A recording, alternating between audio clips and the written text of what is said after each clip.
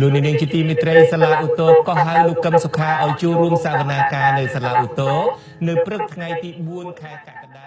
តាក់ទងនឹងការដែលលោកមិនបានទៅបង្ហាញខ្លួនតាមការកោះហៅរបស់សាលាដំបងកាលពីពេលកន្លងទៅមេធាវីម្នាក់ក្នុងចំណោមក្រុមមេធាវីការពីក្តីឲ្យលោកកឹមសុខាគឺលោកសំសុគង្គមានប្រសាសន៍ថាសវនាការដែលនឹងធ្វើឡើងនៅពេលខាងមុខនេះគឺបន្ទាប់ពីក្រុមមេធាវីបានដាក់ពាក្យបណ្ដឹងមួយទៅសភាស៊ើបសួរនៃសាលាឧទ្ធរកាលពីថ្ងៃទី17ខែមិថុនាក្រុមមេធាវីបានស្នើឲ្យមុខភាពឬឲ្យទុកជាមិនបានការនៅនីតិវិធីរបស់សមត្ថកិច្ចនិងរបស់សាលាដំបងរាជធានីភ្នំពេញលោកសំសុគង្គឲ្យដឹងទៀតថានៅទល់នឹងពេលនេះ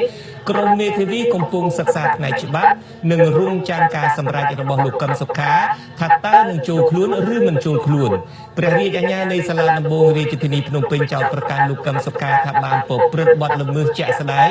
ដោយសារលោកបានបដិសេធមិនចូលខ្លួនទៅបំភ្លឺចំនួន2លើកក្នុងសំណុំរឿងសញ្ចារកម្មពាក់ព័ន្ធនឹងនាងឃុំច័ន្ទតារាទីហៅស្រីមុំ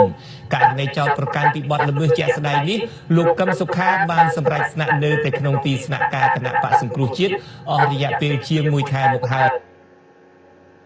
ក្រុមតំណាងរាស្ត្រគណៈបក្សសង្គ្រោះជាតិបានសម្រេចមិនចូលប្រជុំសភា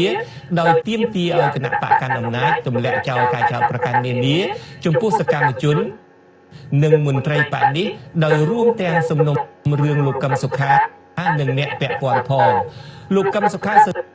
សេលើទំព័រ Facebook របស់លោកនៅថ្ងៃអង្គារនេះថាមន្ត្រីជាន់ខ្ពស់បានដឹកនាំប្រតិភូនៃគណៈបក្សសង្គ្រោះជាតិទៅចូលប្រជុំជាមួយលោកសំរងស៊ីនៅទីក្រុងម៉ានីលនៃប្រទេសហ្វីលីពីនដើម្បីពិភាក្សាអំពីបញ្ហាប្រឈមនានារបស់គណៈបក្សនេះនិងការស្វែងរកដំណោះស្រាយ